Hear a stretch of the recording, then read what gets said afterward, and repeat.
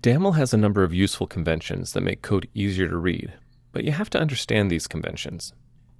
So let's dig into functions and learn about left and right associativity, currying, infix notations, and Lambda functions. We won't go in depth into any of these concepts, but they should all be terms and ideas you're comfortable with. You may want to take a moment to review these later or do some study on your own. With that said, let's get started. Associativity is a property of binary operations or functions.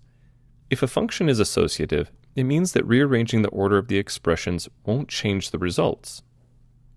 For example, the addition function is associative. You can parse it from left to right or from right to left, and the result will come out to be the same.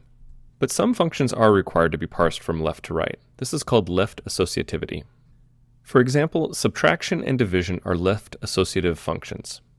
The correct way to compute x minus y minus z is to first compute x minus y, and then subtract z from the result. Changing the placement of parentheses, as shown here for 2 minus 5 minus 3, will produce different results. In a similar way, a right associative function needs to be evaluated from right to left. An example of this is the exponential function. Given x raised to y raised to z, we compute y raised to z and then raise x to the result. Changing the placement of parentheses in the expression 2 raised to 3 raised to 4 will produce two different results. So how is this applied in DAML? Going back to the add function example, the function's application is left associative. That means that given add xy, we first take add x, which becomes a new intermediate function to which y is supplied as the argument. The intermediate function add x is what's known as the partial application of the add function. But when parsing a function signature, we go from right to left.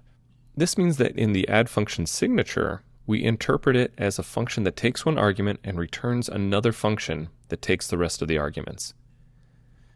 Interpreting a function's signature this way and combining it with the concept of partial application leads us to this concept of currying. Currying is the process of converting a function with multiple arguments to a function that takes a single argument and returns another function. Let's go back to the add function. When evaluating, we take add x as partial application of add and then supply y to this intermediate function. We also know that the increment function takes one argument and adds 1 to it. So effectively, increment y is add 1y, and that means increment is partial application of add. So we could say increment y is the curried form of add 1y. So why is associativity, partial application, and currying important for us to understand? It's because all functions in DAML are curried. All DAML functions can be viewed as taking one argument and returning a function that takes the rest of the arguments. Currying, when used well, allows us to write complex expressions in a reader-friendly way. Since functions are the core of DAML, it's important to understand all the ways they are used in the language. So far, we've looked at the add function where we write, add, and then its two operands. Functions can also be written using infix notation. For example, add function's infix notation is the plus symbol between the two operands. Common math symbols such as plus, minus, multiply, and divide can be used as you would expect them in any programming language. For named functions like add and increment, DAML supports writing functions using infix notation by enclosing the function in backticks. And since we can apply any function with infix notation, we can also take any function and apply using prefix notation. Want to use the plus symbol as a prefix notation? Just enclose it in parentheses. Let's wrap this all up by reviewing Lambda functions. A Lambda function has a few unique characteristics. They use inline notation, they don't have a name, and are used only once in the place where they're written. Since Lambda functions are anonymous, they can't be called later or reused. A Lambda function definition is enclosed in parentheses with a backslash as the first character. Then we write the arguments the function takes followed by a right arrow and the function definition. As an example, we can write the increment function as open parentheses, \n. Here, n is the input argument.